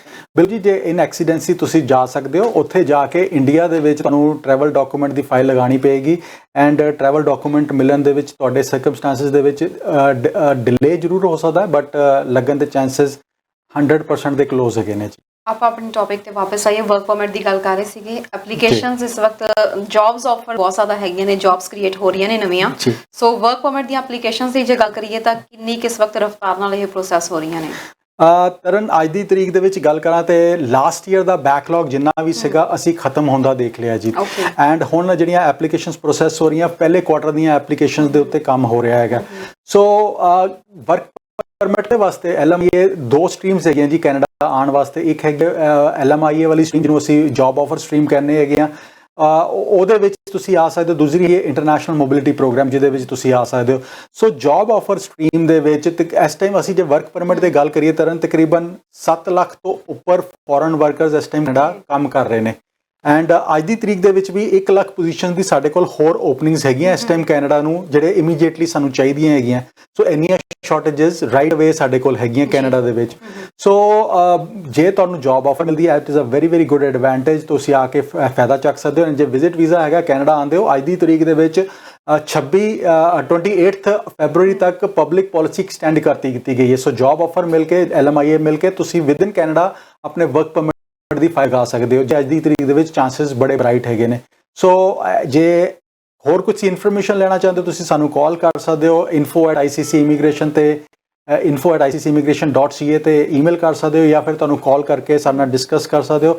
ਐਂਡ ਤਰਨ ਅੱਜ ਦੀ ਤਰੀਕ ਦੇ ਵਿੱਚ ਜਿਸ ਤਰ੍ਹਾਂ ਦੀ ਸ਼ਾਰਟੇਜਸ ਚੱਲ ਰਹੀਆਂ ਹੈਗੀਆਂ, ਖਾਸ ਕਰ ਅਸੀਂ ਹੈਲਥ ਕੇਅਰ ਇੰਡਸਟਰੀ ਦੀ ਗੱਲ ਕਰੀਏ, ਸਾਡੇ ਕੋਲ ICC ਹੈਲਥ ਕੇਅਰ ਦੀ ਮੈਂ ਤੁਹਾਨੂੰ ਜੌਬ ਓਪਨਿੰਗਸ ਦੀ ਜ਼ਰੂਰ ਦੱਸਣਾ ਚਾਹੂੰਗਾ।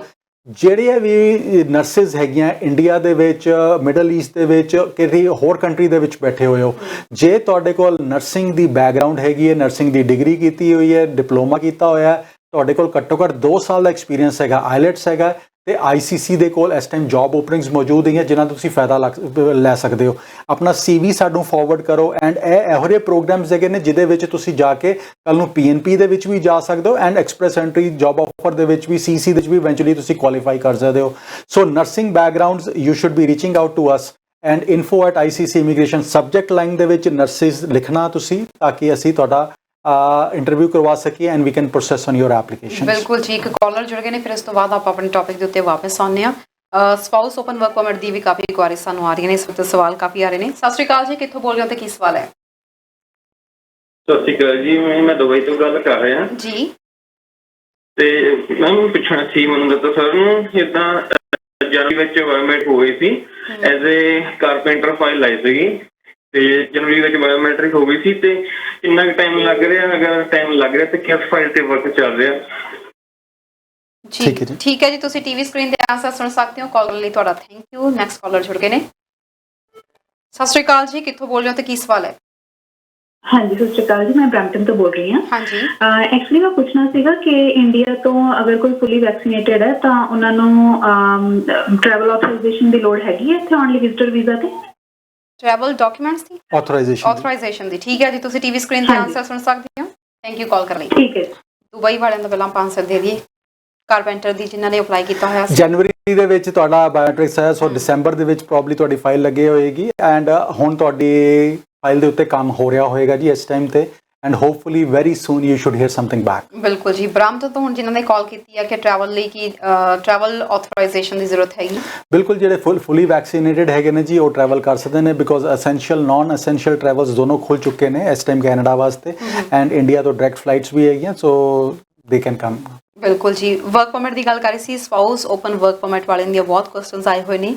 ਕਿਸੇ 2019 ਚ ਫਾਈਲ ਲੱਗੀ ਹੈ, ਕਿਸੇ 2020 ਚ ਫਾਈਲ ਲੱਗੀ ਹੋਈ ਆ, ਕਦੋਂ ਤੱਕ ਇਹਨਾਂ ਦੇ ਰਿਜ਼ਲਟ ਆ ਸਕਦੇ? ਓਕੇ ਤਰਨ, ਇੱਥੇ ਮੈਂ ਇੱਕ ਚੀਜ਼ ਜ਼ਰੂਰ ਕਹਿਣਾ ਚਾਹਾਂਗਾ, because there is a good news and there is a bad news as well for these applicants. ਉਹਦਾ ਰੀਜ਼ਨ ਹੈਗਾ ਕਿ ਜਦੋਂ 19 ਦੇ ਵਿੱਚ ਫਾਈਲ ਲਗਾਈ ਸੀਗੀ ਜਾਂ 20 ਦੇ ਵਿੱਚ ਫਾਈਲ ਲਗਾਈ ਸੀ ਤਾਂ ਸਟੂਡੈਂਟ ਹੋਣੇ ਆ, ਰਾਈਟ? ਉਸ ਤੋਂ ਬਾਅਦ ਸਰਕਮਸਟੈਂਸਿਸ ਚੇਂਜ ਹੋ ਗਏ, ਜੌਬ ਆਫਰਸ ਚੇਂਜ ਹੋ ਗਈਆਂ, ਜੌਬ ਕੇ ਨੌਕ B ਦੀ ਹੈਗੀ ਹੈ, ਨੌਕ C ਦੀ ਹੈਗੀ ਹੈ, ਨੌਕ O ਦੀ ਹੈਗੀ ਹੈ, ਨੌਕ A ਦੀ ਹੈਗੀ ਹੈ, ਉਹ ਨੌਕ ਦੀ ਜੌਬ ਹੈ। ਸੋ ਬਹੁਤ ਸਾਰੀਆਂ ਐਪਲੀਕੇਸ਼ਨਸ ਇਸ ਟਾਈਮ ਦੇ ਜਿਹੜਿਆਂ ਦੇ ਆਪਣੀਆਂ ਡਿਪੈਂਡੈਂਟ ਐਪਲੀਕੇਸ਼ਨਸ ਲਗਾਈਆਂ ਸੀ ਉਹ ਰਿਫਿਊਜ਼ ਹੋ ਰਹੀਆਂ ਹੈਗੀਆਂ। You would probably have to put updated information documentation, ਤੇ ਤੁਹਾਨੂੰ ਸੁਜੈਸ਼ਨ ਇਹੀ ਹੈਗਾ ਕਿ ਜੇ ਤੁਸੀਂ ਅਪਡੇਟਡ ਇਨਫੋਰਮੇਸ਼ਨ ਪਾ ਸਕਦੇ ਹੋ, get your consultant to put that information in now, ਤਾਂ ਕਿ ਹੋ ਸਕਦਾ ਤੁਹਾਡੀ ਰਿਫਿਊਜ਼ਲ ਨਾ ਹੋਵੇ, ਬਿਕੋਜ਼ ਸਰਕਮਸਟੈਂਸਿਸ ਚੇਂਜ ਹੋਣ ਦੀ ਵਜ੍ਹਾ ਦੇ ਨਾਲ ਆ ਚੀਜ਼ਾਂ ਹੋ ਰਹੀਆਂ ਜੀ। ਸਰ PNP ਦੇ ਡਰਾਸ ਵੀ ਕਾਫੀ ਜ਼ਿਆਦਾ ਇਸ ਵਕਤ ਆ ਰਹੇ ਨੇ, ਇਹਦਾ ਕੀ ਰੀਜ਼ਨ ਹੈ ਕਿ PNP ਵਾਲੇ ਨਾਲ ਫੋਕਸ ਕੀਤਾ ਜਾ ਰਿਹਾ? ਤਰਨ, ਪੂਰਾ ਸਾਲ ਤੁਸੀਂ ਦੇਖੋ CC ਐਂਡ PNP ਇਹੀ ਦੋ ਡਰਾਜ਼ ਦੇ ਉੱਤੇ ਫੋਕਸ ਰਿਹਾ, ਬਿਕੋਜ਼ ਕੈਨੇਡੀਅਨ ਗਵਰਨਮੈਂਟ ਚਾਹੁੰਦੀ ਹੈ ਕਿ 4 ਲੱਖ ਦਾ ਜਿਹੜਾ ਟੀਚਾ ਹੈਗਾ ਉਹ ਵਿਦਿਨ ਕੈਨੇਡਾ ਤੋਂ ਪੂਰਾ ਕੀਤਾ ਜਾਵੇ, ਕਿਉਂਕਿ ਬਾਹਰੋਂ ਤਾਂ ਐਪਲੀਕੇਸ਼ਨਸ ਹਾਲੇ ਤੱਕ ਪ੍ਰੋਸੈਸ ਹੀ ਨਹੀਂ ਹੋ ਰਹੀਆਂ ਸੀਗੀਆਂ। ਈਵਨ ਜਿਹੜੀਆਂ PR ਲਾਸਟ ਈਅਰ ਦੇ ਹੋਏ ਉਹਨਾਂ ਨੂੰ ਵੀ ਨਵੇਂ ਡਾਕੂਮੈਂਟੇਸ਼ਨਸ COPRs ਨਹੀਂ ਇਸ਼ੂ ਕੀਤੇ ਗਏ। ਸੋ ਐਸੇ ਕਰਕੇ ਐਂਡ ਮੋਰ ਓਵਰ ਜਿਹੜਾ PNP ਦਾ ਟਾਰਗੇਟਸ ਹੈਗਾ ਨਾ, ਜਾਂ ਜਿਹੜਾ ਕੋਟਾ ਹੁੰਦਾ ਹੈ ਉਹ ਦਸੰਬਰ ਦੇ ਵਿੱਚ ਖਤਮ ਹੋ ਜਾਣਾ ਆ। ਸੋ ਜਿਹੜੇ ਪ੍ਰੋਵਿੰਸ ਨੇ ਜਿੰਨਾ ਕੋਟਾ ਹੈਗਾ, they have to work on that now, ਤਾਂ ਕਿ ਉਹ ਇਸ ਸਾਲ ਦੇ ਕੋਟੇ ਦੇ ਵਿੱਚ ਉਹਨਾਂ ਦੀ ਐਪਲੀਕੇਸ਼ਨਸ ਪੂਰੀਆਂ ਹੋ ਜਾਣ, ਅਗਲੇ ਸਾਲ ਦੇ ਕੋਟੇ ਦੇ ਵਿੱਚ ਨਾ ਉਹ ਫਾਈਲਾਂ ਜਾਣ ਐਂਡ ਇਹ ਸਾਲ ਵੇਸਟ ਚੱਲ ਜਾਏ। So that is the reason ਕਿ ਇਸ ਟਾਈਮ ਤੇ PNP ਉੱਤੇ ਐਂਡ CC ਦੇ ਉੱਤੇ ਫੋਕਸ ਹੈਗਾ ਜੀ। Parents and grandparents applications almost done ਹੋ ਗਿਆ, ਡਰਾ ਨਿਕਲ ਚੁੱਕਿਆ ਵਾ, ਸੋ ਹੁਣ ਫਾਈਲਸ ਦੇ ਉੱਤੇ ਡਾਕੂਮੈਂਟੇਸ਼ਨ ਦੇ ਉੱਤੇ ਕੰਮ ਜਾਰੀ ਹੈਗਾ। ਕੀ ਕਹਿਣਾ ਚਾਹੋਗੇ? ਤੁਰੰਤ 60 ਡੇਜ਼ ਦਾ ਟਾਈਮ ਦਿੱਤਾ ਗਿਆ ਜੀ ਐਪਲੀਕੇਸ਼ਨ ਨੂੰ ਸਬਮਿਟ ਕਰਨ ਵਾਸਤੇ, ਐਂਡ ਜਿਨ੍ਹਾਂ ਵੀ ਦੋਸਤਾਂ ਨੇ, ਭੈਣਾਂ ਭਰਾਵਾਂ ਨੇ, ਜਿਹੜੇ ਲੱਕੀ ਵਨਸ ਹੈਗੇ ਨੇ, ਜਿਨ੍ਹਾਂ ਨੂੰ ਲੋਟੋ ਨਿਕਲ ਕੇ ਆਈ ਹੈ, ਬਿਕੋਜ਼ ਮਾਂ ਪਿਓ ਦੀ ਲੋਟਰੀ ਹੈ, ਗ੍ਰੈਂਡ ਪੇਰੈਂਟਸ ਦੀ ਇਨਵੀਟੇਸ਼ਨ ਆਉਣਾ, it is no less than a lottery. So ਤੁਸੀਂ ਲੱਕੀ ਹੈਗੇ ਹੋ ਜੀ ਕਿ ਤੁਹਾਡੀ ਲੋਟਰੀ ਨਿਕਲੀ ਹੈਗੀ ਹੈ। ਸੋ ਮੇਕ ਸ਼ੋਰ ਕਿ ਤੁਸੀਂ ਪ੍ਰੋਫੈਸ਼ਨਲੀ ਕੇਪੇਬਲ ਹੈਂਡਸ ਦੇ ਵਿੱਚ ਆਪਣੀ ਐਪਲੀਕੇਸ਼ਨ ਪ੍ਰੋਸੈਸ ਕਰਾਓ। ਜੇ ਤੁਸੀਂ ਖੁਦ ਕਰ ਸਕਦੇ ਹੋ do it, otherwise have a consultant or a lawyer ਜਿਹੜੇ ਪ੍ਰੋਫੈਸ਼ਨਲੀ ਕਰਦੇ ਨੇ, ਤਾਂ ਕਿ ਇੱਕ ਛੋਟੀ ਜਿਹੀ ਗਲਤੀ ਕਰਨ ਤੁਹਾਡੇ 6-8 ਮਹੀਨੇ ਫਾਈਲ ਪਿੱਛੇ ਨਾ ਪੈ ਜਾਵੇ। ਜੀ ਬਿਲਕੁਲ। ਕਾਲਰ ਜੁੜ ਗਏ ਨੇ, ਲਾਸਟ ਕਾਲ ਲੈ ਰਹੇ ਹਾਂ। ਸਤਿ ਸ਼੍ਰੀ ਅਕਾਲ ਜੀ, ਕਿੱਥੋਂ ਬੋਲ ਰਹੇ ਹੋ, ਕੀ ਸਵਾਲ ਹੈ? ਹਾਂਜੀ, ਮੇਰਾ ਸਵਾਲ ਇਹ ਹੈ ਜੀ, ਮੇਰੀ ਵਾਈਫ ਤੇ ਨੈਣੀ ਆਈ ਵੇ ਕਿ ਐਜ਼ ਕੇਅਰ ਗਿਵਰ 3 ਸਾਲ ਹੋ ਗਏ ਉਹਨਾਂ ਨੂੰ, ਤੇ ਉਹਨਾਂ ਦੀ PR ਵੀ ਲੱਗੀ ਹੈ 2020 ਦੀ ਲਾਈ ਵੀ ਹੈ ਸਾਡੀ ਅਕਤੂਬਰ ਦੀ, ਤੇ ਉਹਦਾ ਟੈਂਪਰੇਰੀ ਨੰਬਰ ਆਇਆ ਤੇ ਮੈਂ ਇੱਥੇ ਵਿਜ਼ਟਰ ਆਇਆ ਸੀ ਉਹਨਾਂ ਤੋਂ ਪਹਿਲਾਂ, ਤੇ ਮੈਂ ਉਹਨਾਂ ਦੇ ਬਿਹਾਫ ਤੇ ਐਕਸਟੈਂਸ਼ਨ ਲਈ ਵੀ ਆ, ਤੇ ਮੈਂ ਹੁਣ ਇੱਥੇ ਕੋਈ ਵਰਕ ਪਰਮਿਟ ਵਾਸਤੇ ਕੁਝ ਕਰ ਸਕਦਾ, ਕੋਈ LMI ਵੀ ਜਾਂ ਕੁਝ? ਜੀ ਤੁਸੀਂ ਟੀਵੀ ਸਕਰੀਨ ਤੇ ਆਨਸਰ ਸੁਣ ਸਕਦੇ ਹੋ। ਥੈਂਕ ਯੂ, ਤੁਸੀਂ ਕਾਲ ਕੀਤੀ ਆ। ਤੇ ਆ ਲਾਸਟ ਕਾਲ ਅਸੀਂ ਪ੍ਰੋਗਰਾਮ ਦੀ ਲੈ ਰਹੇ ਹਾਂ। ਸਤਿ ਸ਼੍ਰੀ ਅਕਾਲ ਜੀ, ਕਿੱਥੋਂ ਬੋਲ ਰਹੇ ਹੋ ਤੇ ਕੀ ਸਵਾਲ ਹੈ? ਜਾਨਾ ਆਪਣੇ ਬੇਟੇ ਸਤਿ ਸ਼੍ਰੀ ਅਕਾਲ ਨਾ। ਸਤਿ ਸ਼੍ਰੀ ਅਕਾਲ ਜੀ। ਤੇ ਹਾਂਜੀ ਬੇਟੇ, ਮੈਂ ਪੁੱਛਣਾ ਸੀਗਾ ਵੀ ਆਪਣੇ ਇੰਡੀਆ ਸਾਡੇ ਦੋਤਾਂ ਤੋਂ ਆਪਣੀ ਉਹਦਾ ਸਾਰਾ ਕੁਝ ਹੋਇਆ, ਫਿੰਗਰਪ੍ਰਿੰਟ ਵੀ ਹੋਇਆ, ਮੈਡੀਕਲ ਵੀ ਹੋਇਆ, ਸਾਰਾ ਕੁਝ ਹੈ ਨਾ। ਤੇ ਪਹਿਲੋਂ ਉਹਦਾ ਸਕੂਲ ਮਈ 'ਚ ਲੱਗਣਾ ਸੀ, ਤੇ ਪਿਛਲੇ ਮਹੀਨੇ ਲੱਗਣਾ, ਹੁਣ ਫਿਰ ਜਨਵਰੀ 'ਚ ਕਰ ਦਿੱਤਾ ਹੈ। ਵੀਜ਼ਾ ਨਹੀਂ ਦਿੱਤਾ, ਕਿੰਨਾ ਕੁ ਟਾਈਮ ਲੱਗੂਗਾ? ਸਰ ਕੁਝ ਪੁੱਛਣਾ ਹੈ, ਆਨਸਰ ਦਈਏ। ਟੀਵੀ ਸਕਰੀਨ ਤੇ ਆਨਸਰ ਸੁਣ ਸਕਦੇ ਹੋ ਜੀ ਤੁਸੀਂ। ਥੈਂਕ ਯੂ, ਤੁਸੀਂ ਕਾਲ ਕੀਤੀ ਆ। ਠੀਕ ਹੈ। ਇਸ ਤੋਂ ਪਹਿਲਾਂ ਜਿਹਨਾਂ ਦੀ ਕਾਲ ਆਈ ਸੀ, ਵਾਈਫ ਦੀ ਨੈਣੀ ਦੇ ਉੱਤੇ ਫਾਈਲ ਲੱਗੀ ਹੋਈ ਹੈ PR ਦੀ, ਖੁਦ ਉਹ ਵਿਜ਼ਟਰ ਵੀਜ਼ਾ ਤੇ ਇੱਥੇ ਆਏ ਸੀ, ਐਕਸਟੈਂਡ ਕਰਵਾ ਰਹੇ ਨੇ, ਸੋ ਪੁੱਛ ਰਹੇ ਨੇ ਕਿ ਵਰਕ ਪਰਮਿਟ ਲਈ ਅਪਲਾਈ ਕਰ ਸਕਦੇ ਆ। ਬਿਲਕੁਲ ਜੀ, LMI ਹੈ, ਜੌਬ ਆਫਰ ਮਿਲਦੀ ਹੈ, ਤੁਸੀਂ ਆਪਣੇ ਵਰਕ ਪਰਮਿਟ ਵਾਸਤੇ ਜਾ ਸਕਦੇ ਹੈਗੇ ਹੋ। ਐਂਡ ਆਪਣੇ ਫਾਈਲ ਦਾ ਸਟੇਟਸ ਇੱਕ ਵਾਰੀ ਤੁਸੀਂ ਮੇਰੇ ਨਾਲ 1-on-1 ਡਿਸਕਸ ਕਰਕੇ ਆਫਿਸ ਦੇ ਵਿੱਚ ਕਾਲ ਕਰਕੇ ਕਰ ਸਕਦੇ ਹੋ, ਜਾਂ ਆਪਣੇ ਕੰਸਲਟੈਂਟ ਨਾਲ ਡਿਸਕਸ ਕਰੋ, ਬਿਕੋਜ਼ 20 ਦੀਆਂ ਫਾਈਲਾਂ ਜੇ ਤੁਹਾਡੀ ਵਾਈਫ ਵਿਦਿਨ ਕੈਨੇਡਾ ਪ੍ਰੈਜ਼ੈਂਟ ਹੈਗੇ ਨੇ ਐਂਡ ਕੇਅਰ ਗਿਵਰ ਤੇ ਉਹਨਾਂ ਦੇ TR to PR ਕਿਉਂ ਨਹੀਂ ਐਪਲੀਕੇਸ਼ਨ ਪੁੱਟ ਅਪ ਕੀਤੀ ਤੁਸੀਂ? ਤੇ ਅੱਜ ਵੀ ਐਪਲੀਕੇਸ਼ਨਸ ਆ ਸਟ੍ਰੀਮ ਦੇ ਵਿੱਚ ਉਹਨਾਂ ਦਾ ਨੌਕ ਕੋਡ ਦੇਖ ਕੇ ਚੈੱਕ ਕਰੋ, ਬਿਕੋਜ਼ ਅੱਜ ਵੀ ਫਾਈਲ ਜਾ ਸਕਦੀਆਂ, ਬਿਕੋਜ਼ 20,000 ਦੇ ਕੋਟੇ ਦੇ ਵਿੱਚ ਸਿਰਫ ਹਲੇ 5,000 ਫਾਈਲਾਂ ਪੂਰੀਆਂ ਹੋਈਆਂ, 15,000 ਦਾ ਕੋਟਾ ਹਲੇ ਵੀ ਪੈਂਡਿੰਗ ਹੈਗਾ। You should grab that opportunity. And ਦੂਸਰੀ ਚੀਜ਼ ਹੈ ਜੀ, ਜੇ ਜੌਬ ਆਫਰ ਮਿਲਦੀ ਹੈ absolutely you can go for it, but ਪਹਿਲੇ ਆਪਸ਼ਨਸ ਚੈੱਕ ਕਰੋ ਕਿ ਤੁਹਾਡੇ ਕੋਲ ਕਿਹੜੀਆਂ ਆਪਸ਼ਨਸ ਅੱਜ ਦੀ ਤਰੀਕ 'ਚ ਐਗਜ਼ਿਸਟ ਕਰਦੀਆਂ। ਬਿਲਕੁਲ ਜੀ। ਤੇ ਇੰਡੀਆ ਤੋਂ ਜਿਨ੍ਹਾਂ ਨੇ ਕਾਲ ਕੀਤੀ ਸੀ ਕਿ ਇੰਡੀਆ ਦਾ ਦੋਤਾ ਹੈ, ਉਹਨਾਂ ਦਾ ਹੈਗਾ ਆ ਫਿੰਗਰਪ੍ਰਿੰਟਸ ਮੈਡੀਕਲ ਹੋ ਚੁੱਕਿਆ, ਵੀਜ਼ਾ ਨਹੀਂ ਲੱਗ ਰਿਹਾ, ਉਹ ਬਾਰ-ਬਾਰ ਅਜੇ ਆਪਣਾ ਕੋਰਸ ਅੱਗੇ ਪਾ ਰਹੇ ਨੇ। ਆਈ ਡੋਂਟ ਨੋ ਜੀ ਕਿਉਂ ਨਹੀਂ ਹੋ ਰਿਹਾ, ਬਿਕੋਜ਼ ਰੀਜ਼ਨ ਹੈਗਾ ਕਿ ਸਟੱਡੀ ਪਰਮਿਟ ਦੀਆਂ ਐਪਲੀਕੇਸ਼ਨਸ ਪ੍ਰੋਸੈਸ ਹੋ ਰਹੀਆਂ, ਵੀਜ਼ਾ ਵੀ ਗ੍ਰਾਂਟ ਹੋ ਰਹੇ ਨੇ, ਐਂਡ ਹੁਣ ਤਾਂ ਬੱਚੇ ਬੜੀ ਵੱਡੀ ਤਾਦਾਦ ਦੇ ਵਿੱਚ ਟਰੈਵਲ ਵੀ ਕੀਤੇ ਨੇ ਜਦੋਂ ਦੀ ਫਲਾਈਟਸ ਖੁੱਲੀਆਂ ਹੈਗੀਆਂ। ਆਈ ਡੋਂਟ ਨੋ ਕਿ ਤੁਹਾਡੇ ਗ੍ਰੈਂਡਸਨ ਦੇ ਕੀ ਇਸ਼ੂ ਹੈਗਾ, ਕੀ ਚੈਲੰਜ ਹੈਗਾ ਆ। ਜਿਸ ਕੰਸਲਟ ਇੰਡੀਆ ਦੇ ਵਿੱਚੋਂ ਫਾਈਲ ਲੱਗੀ ਤੇ ਕੰਸਲਟੈਂਟ ਤੇ ਲਾਇਰ ਤਾਂ ਹੋ ਨਹੀਂ ਸਕਦਾ, ਤੁਸੀਂ ਏਜੰਟ ਦੇ ਥਰੂ ਲਗਾਈ ਹੈਗੀ ਹੈ, ਸੋ ਏਜੰਟ ਨੂੰ ਰਿਕੁਐਸਟ ਕਰਕੇ ਪੁੱਛੋ, ਬਿਕੋਜ਼ ਏਜੰਟ ਆਪਣੀਆਂ ਫਾਈਲਾਂ ਰਿਪਰੈਜ਼ੈਂਟ ਵੀ ਨਹੀਂ ਕਰ ਸਕਦਾ, ਸੋ ਉਹਨੇ ਝੂਠਾ ਸੱਚਾ ਈਮੇਲ ID ਬਣਾ ਕੇ ਕ੍ਰੀਏਟ ਕੀਤਾ ਹੋਣਾ ਆ। ਯੂ ਹੈਵ ਟੂ ਰਿਕੁਐਸਟ ਹਿਮ ਕਿ ਇਨਫੋਰਮੇਸ਼ਨ ਪੁੱਲ ਆਊਟ ਕਰਕੇ ਦੇ, ਜਾਂ ਫਿਰ ਉਹਦੀ ਇਨਫੋਰਮੇਸ਼ਨ ਗੈਦਰ ਕਰਕੇ ਤੁਸੀਂ ਸਾਨੂੰ ਜਾਂ ਕਿਸੇ ਲਾਇਰ ਕੰਸਲਟੈਂਟ ਨੂੰ ਕੰਸਲਟ ਕਰ ਸਕਦੇ ਹੋ, and we can suggest you and pull information on his file. ਬਿਲਕੁਲ ਸਰ, ਸਰਵਰ ਟੀਮ ਦੀ ਰਿਕੁਐਸਟ ਤੇ ਲਾਸਟ ਕਾਲ ਅਸੀਂ ਲੈ ਰਹੇ ਹਾਂ। ਸਤਿ ਸ਼੍ਰੀ ਅਕਾਲ ਜੀ, ਕਿੱਥੋਂ ਬੋਲ ਰਹੇ ਹੋ ਤੇ ਕੀ ਕਹਿਣਾ ਚਾਹੁੰਦੇ ਹੋ? ਹਾਂਜੀ, ਅਸੀਂ ਬੈਂਟਨ ਤੋਂ ਆ। ਹਾਂਜੀ। ਮੇਰੀ ਕਜ਼ਨ ਆ, ਉਹ ਹੁਣ ਵਰਕ ਪਰਮਿਟ ਤੇ ਆ, ਉਹਨਾਂ ਨੇ ਆਪਣੀ ਫਾਈਲ ਲਗਾਈ ਸੀ ਐਸੈਂਸ਼ੀਅਲ ਵਰਕਰ ਦੇ ਵਿੱਚ, ਸੋ ਉਹ ਹੁਣ ਥੋੜਾ ਇਸ਼ੂ ਹੋਇਆ ਕਿ ਉਹਨਾਂ ਦੀ ਫਾਈਲ ਆ, ਪਹਿਲਾਂ ਉਹਨਾਂ ਨੇ ਇੰਗਲਿਸ਼ 'ਚ ਅਪਲਾਈ ਕੀਤੀ ਆ, ਪਰ ਜਦੋਂ ਸਿਸਟਮ 'ਚ ਓਪਨ ਕਰਦੇ ਉਹ ਫ੍ਰੈਂਚ ਦੇ ਵਿੱਚ ਆਉਂਦੇ ਆ, ਸੋ ਮੋਸਟ ਆਫ ਉਹਦੇ ਫਰੈਂਡਸ ਆ ਉਹਨਾਂ ਦੇ ਰਿਜੈਕਟ ਹੋ ਗਿਆ, ਬਟ ਉਹਨਾਂ ਦੇ ਹਲੇ ਕੋਈ ਰਿਜੈਕਸ਼ਨ ਜਾਂ ਕੁਛ ਨਹੀਂ ਆਇਆ, ਸੋ ਉਹਦੇ ਰਿਗਾਰਡਿੰਗ ਪੁੱਛਣਾ ਸੀ ਕਿ ਉਹ ਹੁਣ ਉਹਨਾਂ ਦਾ ਰਿਜੈਕਟ ਹੋਊਗਾ ਜਾਂ ਉਹਨਾਂ ਨੂੰ ਕੋਈ ਵੇਟ ਕਰਨੀ ਪੈਣੀ ਆ? ਠੀਕ ਹੈ ਜੀ, ਤੁਸੀਂ ਟੀਵੀ ਸਕਰੀਨ ਤੇ ਆਨਸਰ ਸੁਣ ਸਕਦੇ ਹੋ। ਥੈਂਕ ਯੂ ਸੋ ਮਚ ਕਾਲ ਕਰਨ ਲਈ। ਸਰ ਆਹ ਬਹੁਤ ਪ੍ਰੋਬਲਮ ਆ ਰਹੀਆਂ ਨੇ, ਕਿਉਂ ਆ ਰਹੀਆਂ ਨੇ?